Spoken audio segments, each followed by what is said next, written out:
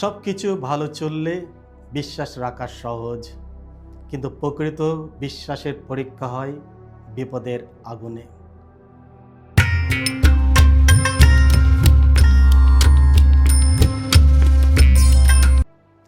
খ্রিস্টে আমার পরম প্রিয়জনেরা, আজ অক্টোবর মাসের 5 তারিখ রবিবার। আর এই রবিবাসীয় দিনে ডেলি মান্না ঈশ্বরের বাণী প্রতিদিন আপনাদের সকলকে স্বাগতম জানাচ্ছে। আজকের পবিত্র মঙ্গল সমাচার নেওয়া হয়েছে লোকরচিত মঙ্গল সমাচার থেকে 17 অধ্যায় 5 থেকে 10 পদ। এসব ভক্তিভাবে আজকের বাণীটি শুনি।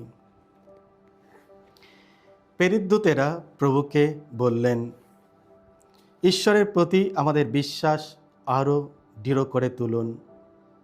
উত্তরে প্রভু বললেন, তোমাদের অন্তরে যদি শস্য বীজের মতো এতটুকু ঈশ্বর বিশ্বাসও থাকতো, তাহলে তোমরা তো এই তুত গাছকে বলতে পারতে, তুমি এখান থেকে নিজেকে শেকড় শুদ্ধ তুলে নিয়ে গিয়ে সমুদ্রের মাঝখানেই বসাও, আর গাছটাও তখন তোমাদের কথা মেনে নিত। যিশু আরও বললেন, মনে করো তোমাদের একজনের একটি চাকর আছে, সে জমির চষে বা ভেড়া চড়ায়।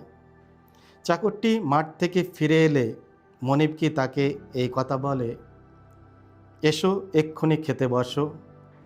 সে কি বরং এই কথাই বলে না, এবার আমার খাওয়ার ব্যবস্থা করো আর পরিষ্কার জামা কাপড় পরে আমার খাবারের সময়ে পরিবেশন করো, তারপর তুমি নিজে খেও।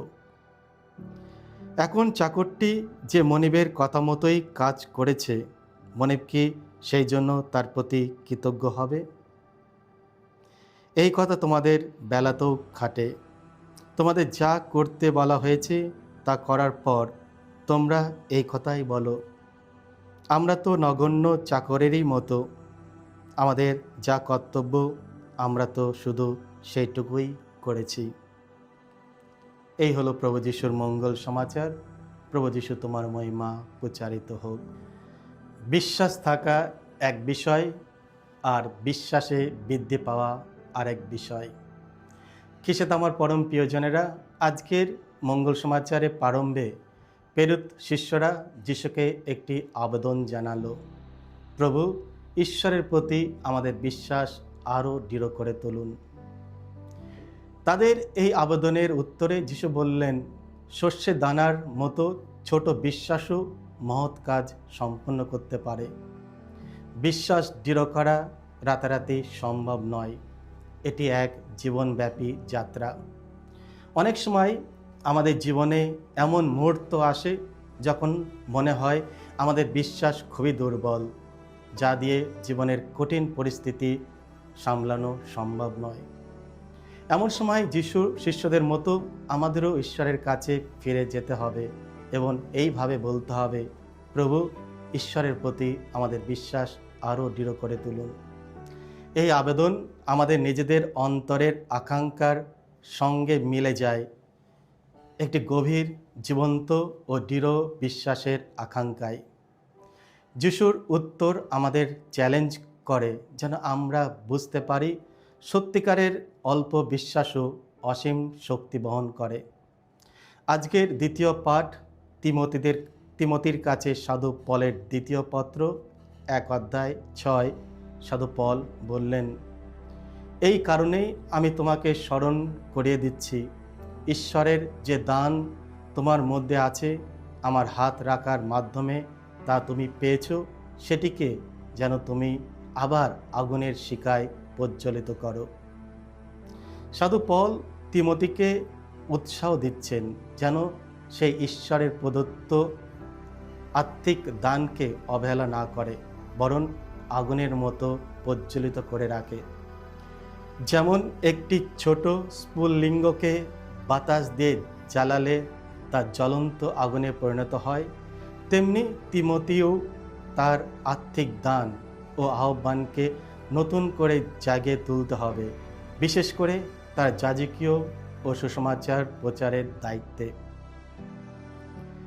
এই দানটি সে পেয়েছিল পলের হাত রাখার মাধ্যমে, অর্থাৎ তার অভিষেক বা অর্ডিনেশনের মধ্য দিয়ে। কিন্তু এই আগুন জ্বলতে থাকবে কিনা তা তিমোথীর নিজের বিশ্বাস, সাহস ও নিয়মিত আত্মিক চর্চার ওপর নির্ভর করে।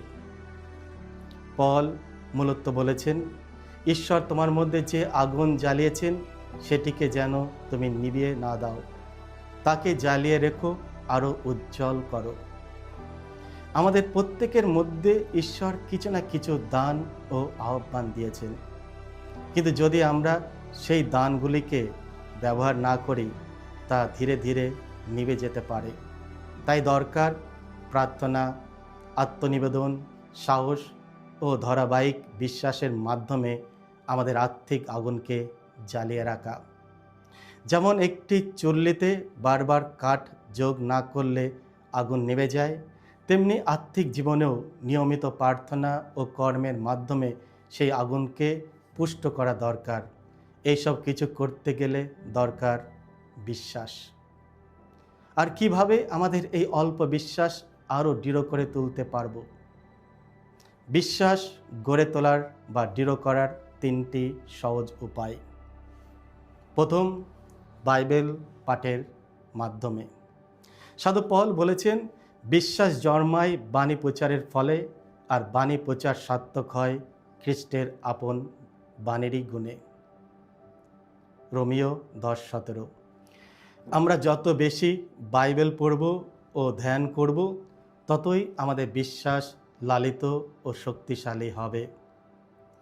পবিত্র শাস্ত্রের মাধ্যমে ঈশ্বর আমাদের সঙ্গে সরাসরি কথা বলেন, তার ইচ্ছা প্রকাশ করেন এবং আমাদের প্রতি ঈশ্বরের আস্থা গভীর করেন।